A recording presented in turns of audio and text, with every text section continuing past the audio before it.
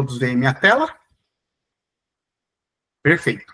Bom, então, né, esse projeto que foi parte aí do meu doutorado, eu comecei no meu mestrado lá em 2011, ainda na Faculdade de Ciências de Bauru. Meu mestrado foi na área de Engenharia de Materiais, onde eu trabalhava com o mesmo tema, mas caracterizei principalmente a integridade superficial de peças metálicas. E aí, prosseguindo os estudos no grupo de pesquisa, eu só migrei de programa, fui para a Engenharia Mecânica para concluir, aprofundando um pouco mais aquele pontapé inicial que nós demos lá em 2011 com o MQL em retificação. Então, concluí recentemente meu doutorado pela Faculdade de Engenharia Campus de Bauru, também conhecida como FEB Bauru, e nós temos um grupo de pesquisa bastante ativo no CNPq, que é o Grupo de Pesquisa em Usinagem por Abrasão. Esse grupo nasceu praticamente em 93, com o professor Bianchi, ainda em atividade lá na Unesp, e em termos de processo de retificação é um grupo bastante ativo, com bastante produção nacional e internacional, e a gente vem a cada ano procurando incrementar um pouquinho, fechar as questões de pesquisa que muitas vezes não são concluídas por doutor, no seu trabalho, por um mestre, então ainda há muito a se desenvolver. Bom, primeiramente, então, vamos falar um pouquinho da área de processo de fabricação dentro da engenharia mecânica. Obviamente, temos que recorrer às normas alemãs, a DIN 8580 é a norma de engenharia mecânica relacionada à subclassificação e subclassificação dos processos de fabricação. Então, o processo de fabricação mecânica nada mais é do que a forma térmica ou mecânica de se alterar forma, dimensões e propriedades de diferentes classes de materiais. Dentre as principais classes, está o processo de fabricação por separação, também conhecido por usinagem. Então, na usinagem, a gente fabrica as peças, dando forma, dimensão e acabamento através da remoção contínua e progressiva de material. E para fazer isso, nós temos uma segunda subdivisão, que é a usinagem com geometria definida, e aqui mais fácil ilustrar através de um processo que provavelmente todo mundo pode até já ter feito, que é uma furação, mesmo uma furação de parede pode ser considerado um processo de usinagem. Obviamente, os estudos aqui foram feitos para caráter industrial, mas é um processo de fabricação com geometria definida, a broca tem uma determinada dimensão, e numa máquina você consegue controlar com muito mais facilidade e qualidade a rotação da broca e até mesmo a velocidade com que ela vai remover esse material. E temos a geometria não definida, que é onde está o processo de retificação, que é o que especificamente nós estudamos lá no nosso grupo de pesquisa. No próximo slide, vou aprofundar um pouquinho mais sobre retificação.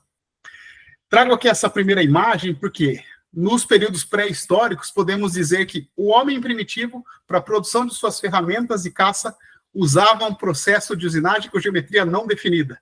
Ou seja, ele pegava uma pedra mais dura, atritava contra a ferramenta que ele queria afiar, e através dessa remoção de material, ele conseguiria gerar arestas cortantes. Há diversos contextos históricos, nasceu o primeiro torneamento, nasceu a primeira furação, então nós, da retificação, defendemos isso. O homem primitivo, com seus recursos disponíveis, já retificava. E em escala industrial, o que nós temos, um processo que é predominantemente usado para operações de acabamento, operações que ocorrem normalmente após o tratamento térmico de peças metálicas ou para materiais de elevada dureza, como os materiais cerâmicos. Então, sempre focando que na retificação, eu sou o último processo da cadeia produtiva. Então, na engenharia mecânica, em processo, a gente usa muito a expressão matar uma peça. Quando uma peça ela sai fora dos padrões de qualidade, das tolerâncias geométricas dimensionais, ela vamos dizer assim, o custo mais elevado, porque você desperdiçou toda uma cadeia produtiva anterior.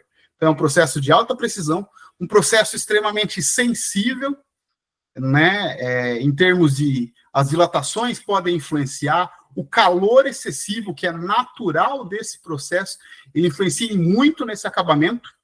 Então, por isso, é que a gente tem que trabalhar sempre na retificação com algum processo de lubre-refrigeração para controlar esse calor dissipado e impactar menos na qualidade da peça. Aí, para fins de exemplos, eu trouxe aqui típicas peças que são retificadas. Um rolamento, que está presente em qualquer máquina, automóvel e até mesmo eletrodomésticos, alguns brinquedos que têm uma parte rotativa. É um item que tipicamente sofre processo de retificação em diversos dos seus componentes, né? E uma curiosidade, o arroz. Né? O arroz, depois do seu processo de descascamento, ele passa por um processo dentro da engenharia agronômica, eles chamam de lapidação ou brunimento, mas basicamente é uma retificação.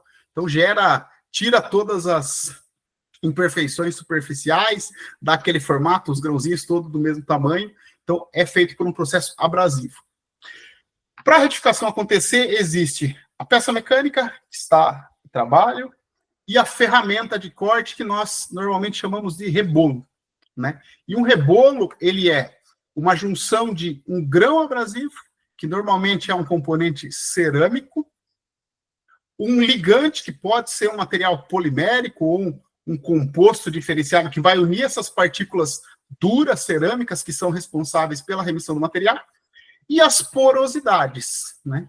Por que é necessária a presença dessas porosidades? O material da peça ele é removido em forma de cavacos, esse é o nome técnico que a gente dá a essa parcela de material que é removida durante o processo de fabricação, e esse cavaco, através das porosidades, ele se aloja momentaneamente a fim de não estragar o acabamento da peça que está sendo feita.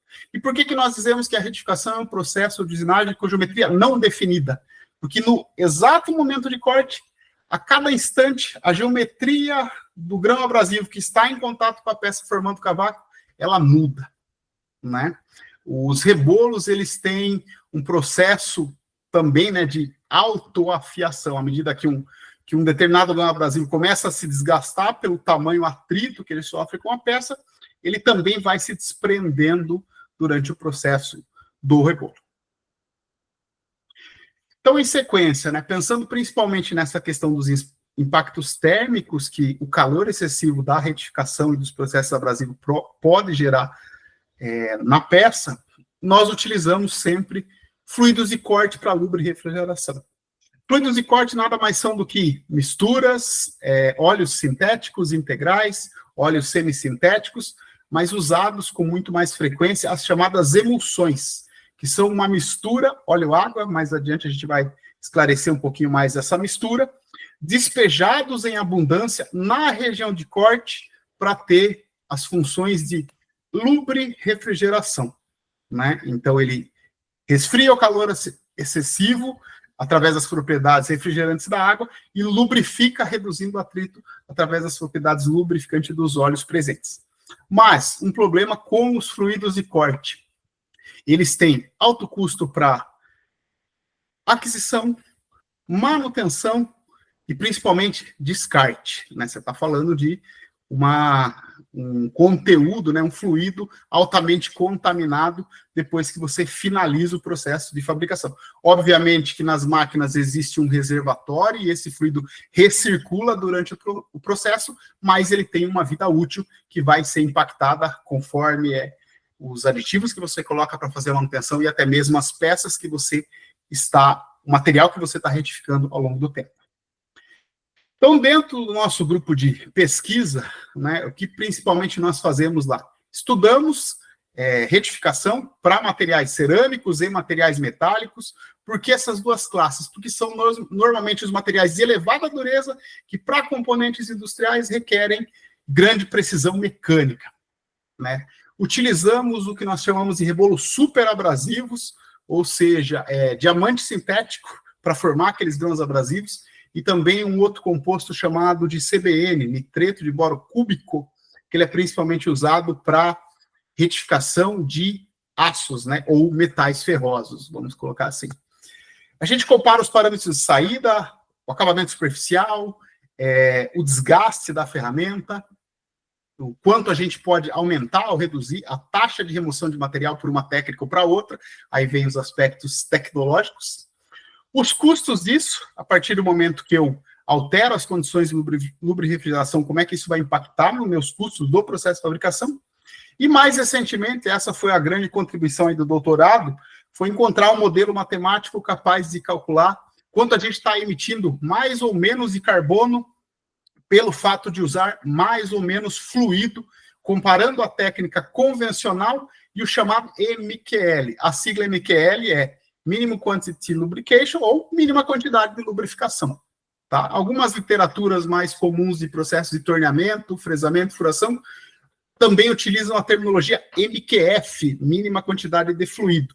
No ambiente da refrigeração, nós, por convenção, nos papers, nas buscas aí como palavra-chave no Science Direct, você vai encontrar com MQL, mínima quantidade de lubrificação.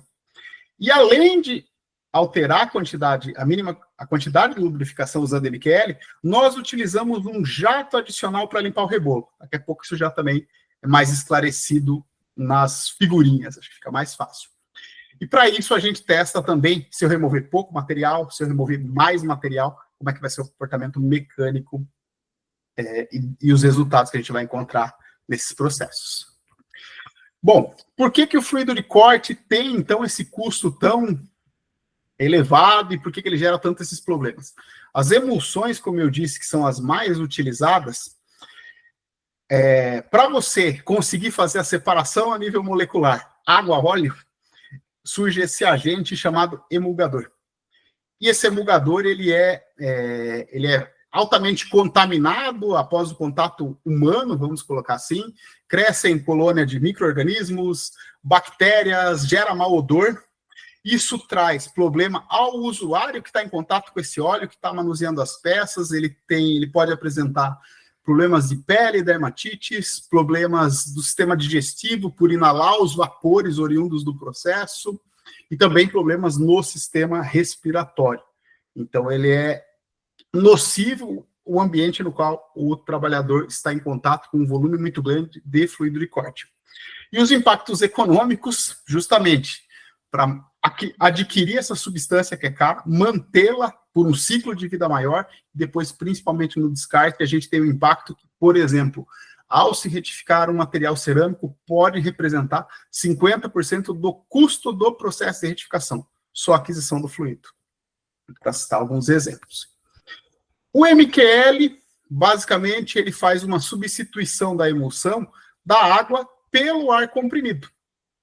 Né? Em vez de utilizar um volume grande daquele fluido no estado líquido, que pode chegar até 50 litros por minuto, a gente utiliza uma vazão muito menor, 100 mililitros por hora do óleo sintético, semissintético ou integral, e o restante com um jato de ar comprimido gerado por um compressor que é normalmente disponível em ambiente industrial. Então, uma quantidade considerável daquele agente que é poluente e nocivo ao usuário que está em contato com o equipamento. Mas aí começam os desafios. A partir do momento que a quantidade de fluido é reduzida durante o processo de lubrificação, aqui está ilustrado, pessoal, a variante, pelo menos que eu utilizei nos meus testes, que é a retificação cilíndrica para peças cilíndricas, superfície externa, então retificação cilíndrica externa, e nesse caso de mergulho, tá? Onde o rebolo entra em contato na direção radial com a peça. Rebolo normalmente bem maior que a peça, no caso da retificação cilíndrica externa, e velocidades, aqui para você ter uma ideia, da ordem de 30 até 100 metros por segundo de rotação do rebolo. Então, o que acontece? Por mais que a gente tenha que projetar um bocal onde a velocidade do fluido ela seja igual ou maior que a velocidade periférica do rebolo, para que não haja um arrasto aerodinâmico, né, e ele penetre na região de corte, a partir do momento que nós temos menos água, aqueles cavacos que se alojam nos poros do rebolo, eles continuam aderidos à superfície de corte. E a partir do momento que a peça está rodando, esses cavacos aderidos acabam prejudicando esse acabamento superficial e interferindo no processo. Então, esse fenômeno entupimento, ele traz alguns problemas. Né? Na lubrificação convencional, o entupimento é muito menor. No MQL, a gente tem esse fenômeno do entupimento. E aqui o exemplo, né, de uma microscopia, aqui está exatamente a nossa máquina lá do laboratório. A gente consegue, por microscopia óptica, identificar cavacos aqui que ficaram na superfície do rebolo aderida. Ah, Danilo, mas por que vocês não retificam o rebolo, né? Não fazem a operação de reafiação dele, vamos chamar assim, que na retificação é chamada de dressagem. Que custa? É uma ferramenta mais cara, mas é uma ferramenta muito cara. Imagine que essa superfície aqui está com grãos abrasivos de diamante, a todo momento você tem que parar o processo para remover esses entupimentos. Não é viável economicamente.